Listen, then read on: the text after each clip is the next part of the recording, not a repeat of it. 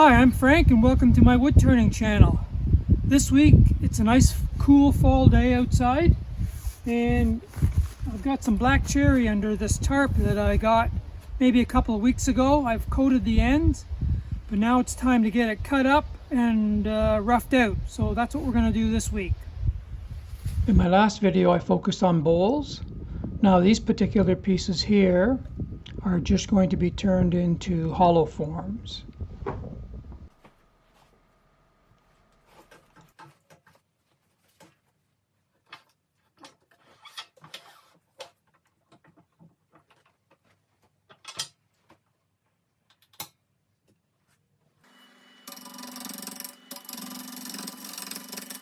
This piece is going to be a side grain hollow form, and you can see that I'm roughing it out much the same way as I would a bowl because it is side grain. The only thing, the top of it is going to obviously be different because I'm going to be doing something different at the top.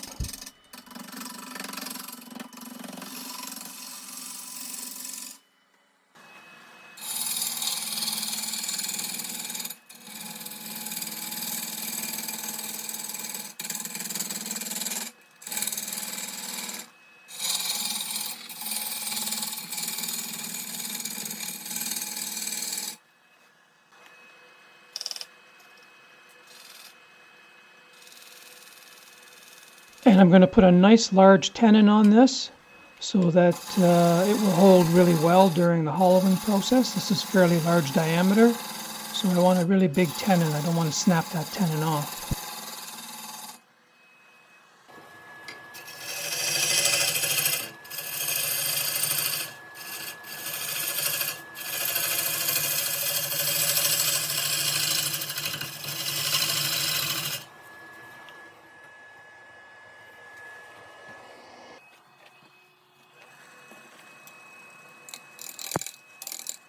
Now that I have the bottom shaped, I'm going to now sort of come at it from the other side and start shaping the top of the hollow form.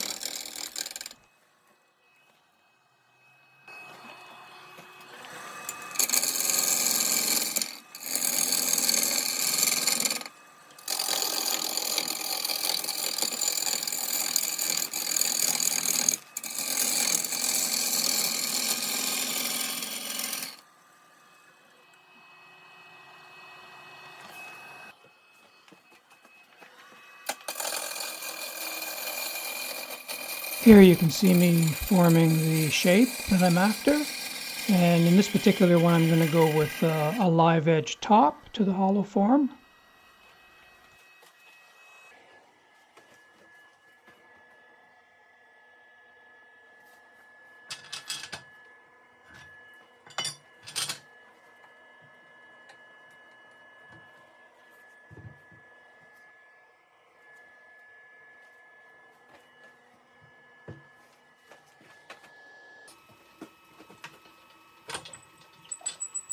I always start my hollow forms by drilling a hole into the depth I'm after for that particular piece.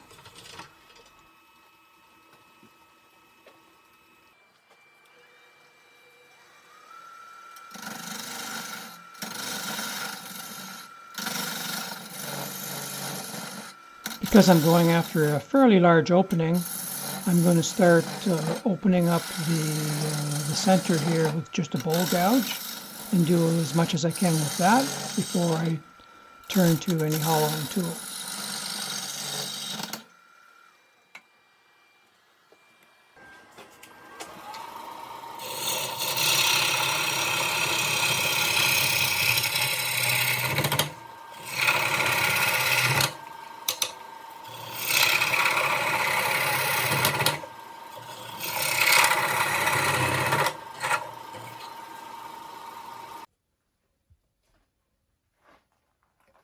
So now I'm going to just move with the rear supported hollowing system made by One Way.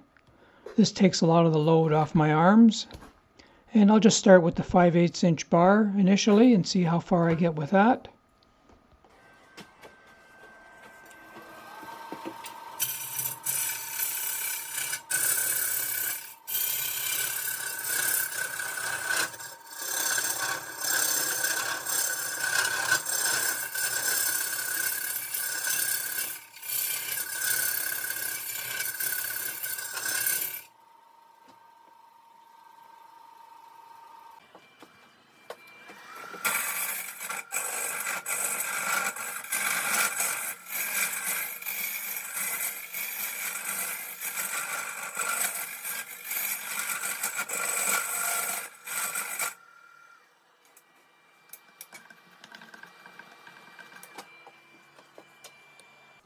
Now that I'm going a bit deeper, I'm finding I'm getting a bit of vibration with that smaller bar. So now I've switched to the 1¼ inch or 1/8 inch bar. Anyway, this larger bar that comes with the system. It's much more stable and will be helpful in getting it cut while I'm in deeper. And of course, I want to just keep checking my thickness all the way along. And because I'm roughing, I'm not using a laser or anything like that. I'll just go with the calipers, and that will be sufficient for roughing out this piece.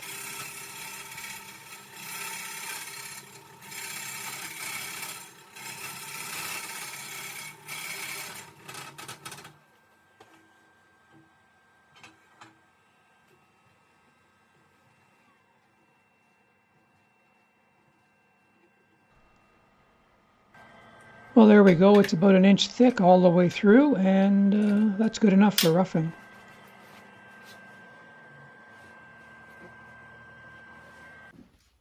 Now I'm going to move on to hollow form where the grain is oriented parallel to the bed of the lathe. So this is basically spindle turning, although obviously it's a much larger piece than a small spindle.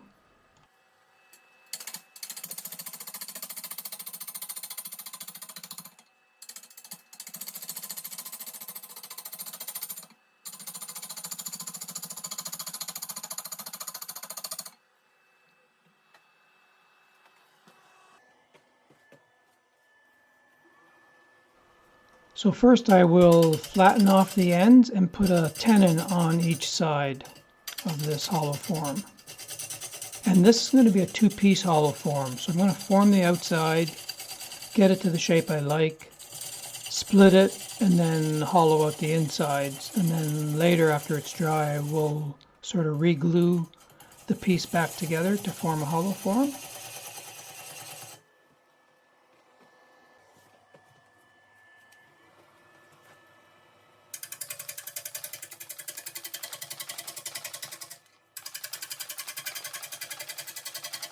I'm going to start the roughing with this nice heavy-duty 1¼ inch spindle roughing gouge from Thompson Tools. I just recently purchased it. It's a nice, really heavy-duty tool, and it's great for doing large pieces like this.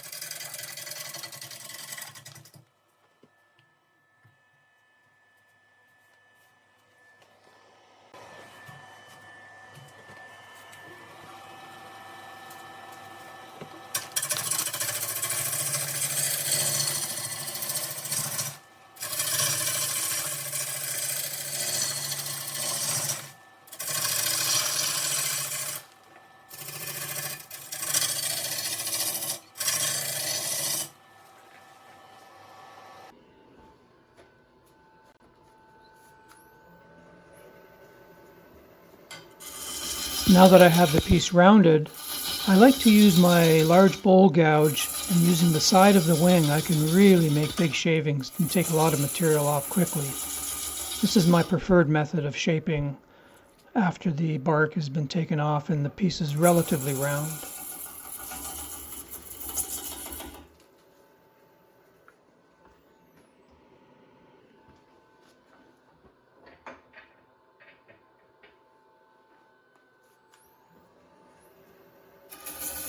And hey, it's really neat to watch these shavings just fly.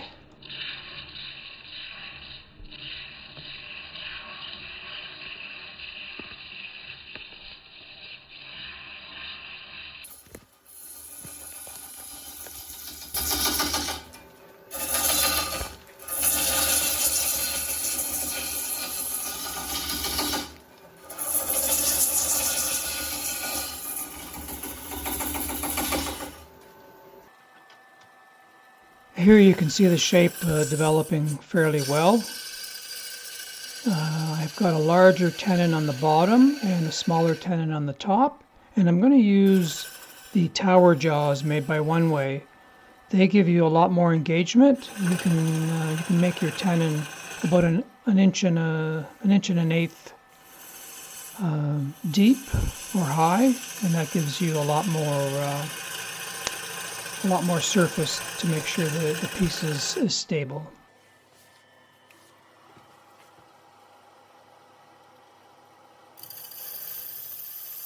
Once I have the shape I like, then I'm going to split this down through the high spot. And initially I will just use a parting tool and go in as far as I feel is safe. And then after that I'll just saw it with a handsaw.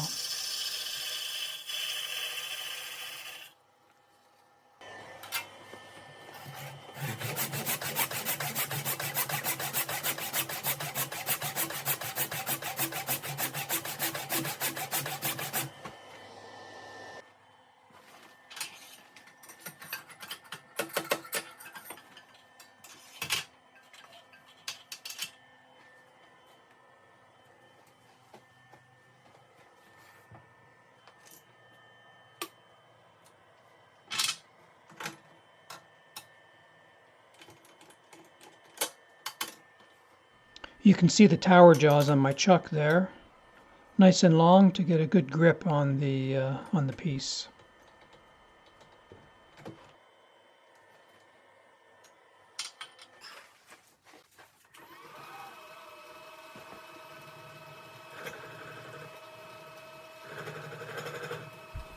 Like before, I'll just use the drill to drill down to my desired depth before I start the hollowing.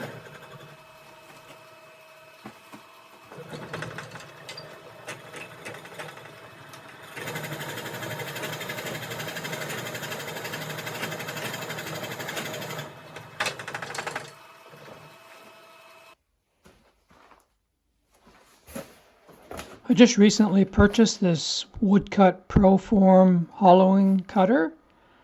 It's supposed to be really good on end grain, which is what we have now. There it is there, it comes with a 5/8 inch bar and a relatively long handle. I did purchase both the straight bar and the curved bar. So I'll try that out and see how it works.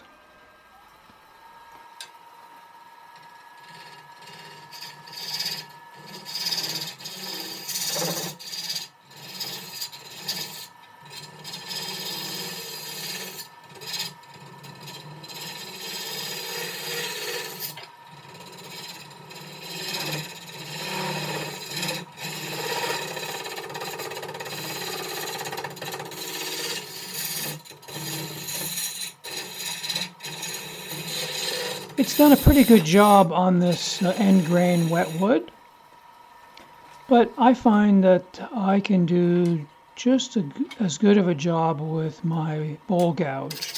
Just because it's very open here, if I was going through a small opening, like in a normal hollow form, or if I get in very deep, I think that Pro hollower will work a lot better.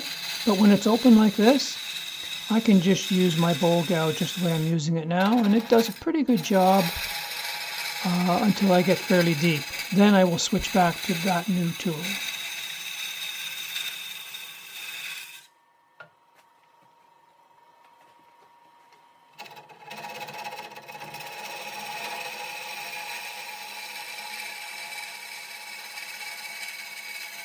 For the wood turners watching, you'll notice that I'm cutting from inside to outside. And that's because I'm cutting end grain here. If this was a bowl and it was side grain, I'd be cutting the other way, from outside in. But in end grain, you cut from inside out to get your cleanest cut. And here I've switched back to the ProForm cutter. As I mentioned, it does a lot better job when you're in really deep like this.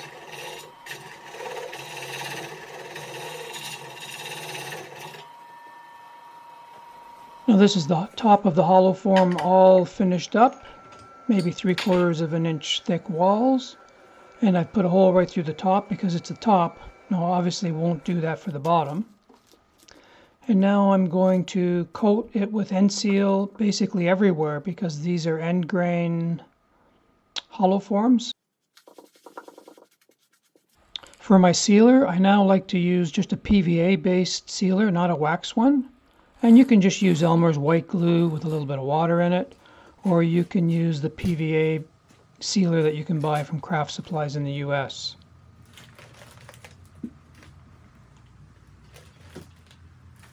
In total, I've roughed out 2 side grain hollow forms and 3 end grain 2-piece hollow forms. In my previous video, I went through how my kiln works, so I won't go into that kind of detail here, but you can see that I put my hollow form pieces in here, and I'll turn the kiln on, and in the next 6 or 8 weeks they will be totally dry and ready to finish turn. So I've got both 2-piece hollow forms and 1-piece hollow forms in here.